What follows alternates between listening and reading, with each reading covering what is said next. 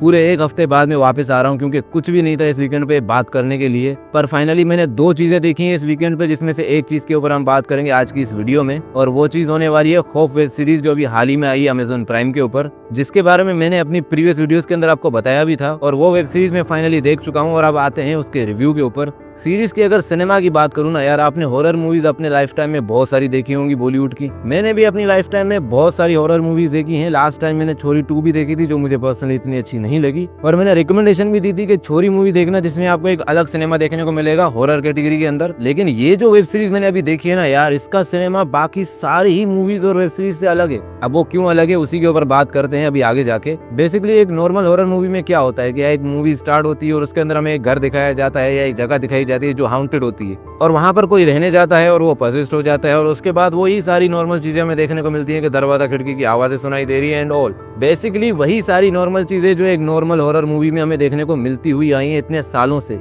लेकिन इस web series के अंदर हमें ऐसा बिल्कुल भी देखने को नहीं मिलता। एटलीस्ट ये 4 एपिसोड तक आपको ऐसा दिखाएगी ना कि आपको पर्सनली फील होगा कि यार ये क्या, ये मतलब गर्म करके ठंडा छोड़ रही है क्या। और एक टाइम पे आपको ऐसा फील होगा कि यार इस वेब सीरीज के अंदर एक्चुअली में कुछ है भी, हमें फालतू में देख रहा हूँ, क्योंकि वैसा कुछ भी नहीं दिखाया जाता 4 एपिसोड के अंदर कि हमें लगे कि यार इसके अंदर कुछ और आगे बात है। लेकिन उसके बाद जो ये सीरीज उठती है ना यार, फिर रुकने का नाम तक नहीं लेती। और यही चीज इसको सबसे अलग बनाती है बाकी हॉरर मूवीज और वेब सीरीज से, क्योंकि यार नॉर्मली ना इतनी जल्दी पर्सिस्ट हो जाता है ना बंदा कि आपको इतना ज्यादा डाइजेस्ट नहीं हो पाता कि यार ये इतना जल्दी गया और ये सारी चीजें हो गई। लेकिन इस सीरीज के अंदर ना हर चीज को एक टाइम दिया गया है कि हर चीज एक टाइम पे होती है। ये वेब सीरीज सिर्फ हॉरर वेब सीरीज नहीं है, साथ में एंगेजिंग वेब सीरीज भी है, और साथ में बहुत सारे अच्छे मैसेजेस भी देती है ये वेब सीरीज, जब आप इसको जाके एंजॉय करोगे अमेजॉन प्राइम के ऊपर। अब थोड़ा सा स्टोरी के ऊपर आऊं तो स्टोरी में बेसिकली यही दिखाया जाता है कि एक लड़की होती है जो किसी हॉस्टल में रहने जाती है, जहाँ पर ऑलरेडी कई लड़कियां रह रही होती हैं, पर वो लड़की जिस रूम में रहने जाती है वो रूम होता है हाउंटेड। अब वो किस रीजन की वजह से हाउंटेड बन जाता है उसके लिए आपको वेब सीरीज देखनी पड़ेगी।